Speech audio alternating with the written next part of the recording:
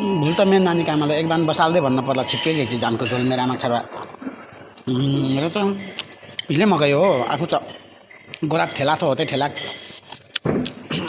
आधी ढोल जस्तो हाल्दै थियो पिचे त्यो मुटु रमरम गर्ने त भएको छ र मुटु त चाँडै एक बान बसाल्दै त नानीको आमा भन्नु पर्ला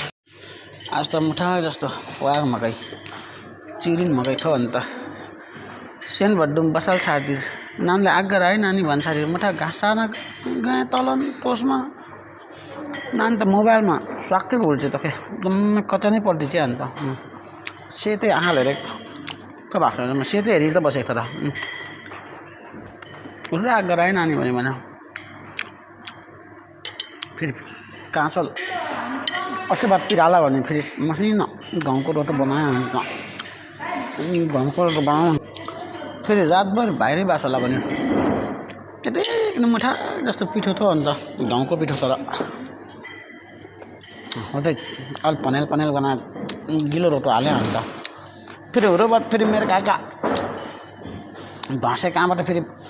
भक्कु पाउरोटी बोकी हिँडेको छन् बेच्न डोकोमा ल्याउ त काका भनेको त कदो भनेको त 25 रुपियाँ भन्थ्यो अन्त फेरि एउटा भक्कु पाउरोटी राख्यो यतिकै मकैको जान थियो ढोलमा हो त जानको झोल यतिकै एक गिलास झोल निकाल्यो अन्त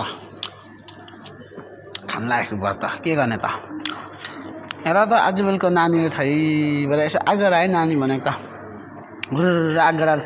फ्यात्त पारेर के हुन्छ र झन् भुल्ला भने मोबाइल दिसानै मोबाइलमा भो पर्थ्यो त कालठुटा त मकै त जम्मा सेतै हेरेको त छ र आज बेलुका नानी केटाले के भएको होइन यस्तो जानको झोल त छिप्पै खाइछ त